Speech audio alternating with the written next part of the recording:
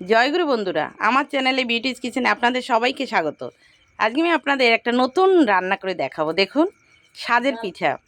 এই দেখুন, সাজের পিঠা গুলেছি। এটা এই যে এবার এই সাজ পেতেছি, সাজ গরম হয়ে গেছে। এবার সাজের ভিতরে দেখুন দিচ্ছি, দেখেছেন দেয়া হচ্ছে। এই যে সুন্দর, এই যে সাজে এভাবে 7টা পিঠা হবে একসঙ্গে। এটাকে কেউ চিতই পিঠা বলে, আমরা বলি সাজের পিঠা। শুধু চালের গুঁড়ি, দেখেছেন দেওয়াটা কি সুন্দর। এটা একদম এভাবে ভরে একদম সুন্দর করে দিতে হবে। একসঙ্গে 7টা পিঠা হয়ে যাবে। এই যে এবার এটাকে ঢেকে দেওয়া হবে। এই যে সরা আছে, সরাটাকে এই যে সুন্দর করে এবার ঢেকে দেওয়া হলো। এই যে দেখুন, দেখেছেন। এবার এই যে এটা হবে মিনি মিনি জ্বালা হবে, কিন্তু কাঠের উনুনে হচ্ছে। এটা কিন্তু দুটো উনুন একসঙ্গে হয়ে যাচ্ছে। এই যে এই সাজের পিঠাটা কিন্তু গুড় দিয়ে খাওয়া হয়, আর এই সাজের পিঠাটা আবার দুধে ভিজানো হয়। আমি দেখাচ্ছি দুধ ভিজানো। দুধটাকে জাল দেওয়া হয়েছে গুড় দিয়ে, সুন্দর করে দুধ জাল দিয়েছে। দুধটা জাল দিয়ে তার ভিতরেই ভিজাতে হয়, জাল দেওয়া হয়েছে। আমি সেটা দেখাচ্ছি। আর এখানে দেখুন, এই যে কাঠের উনুনের বন্ধুরা, এই যে কাঠের পাট কাঠি, এখানে পাট হয় খুব।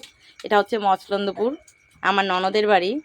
এখানেই আমরা বছরে আসি, এই সাজের পিঠার লোভেই ছুটে আসি। আমার মেয়ের তো কোথাওই যায় না, আমার বাবার বাড়িও ঘুরতে যান, এখানেই চলে আসে।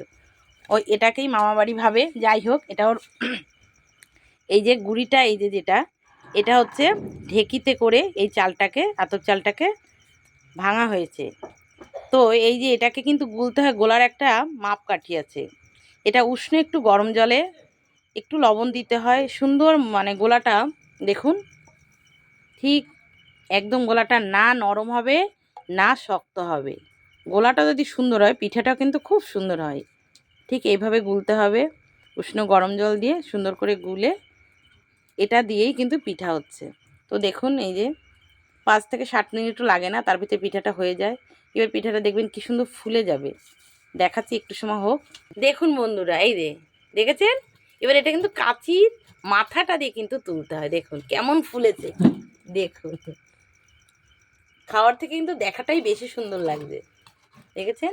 এবার এভাবে একটা একটা করে সব কটাই তুলতে হবে পিঠে। মনে হচ্ছে না একটা ফুলের একগোছা ফুল এক জায়গা ফুটে আছে।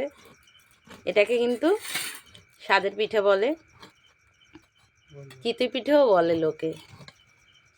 দেখুন, এটা এইভাবে সব তোলা হবে।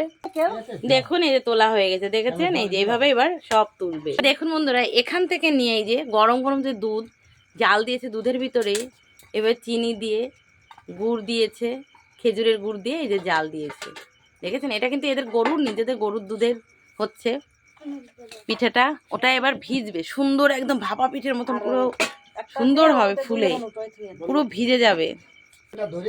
দেখুন, এই যে আবার দিয়েছে, এই যে আবার দিচ্ছে, এই যে এইভাবে দেখেছেন। এইভাবে সব দিতে হবে। এই যে দেখুন কি সুন্দর। দেখুন বন্ধুরা, পিঠে দেখেছেন, লোভনীয়, একদম লোভনীয় মনে হচ্ছে। সুন্দর কি ফুল বলবো, যে ফুল ফুটে আছে পুরো, দেখেছেন।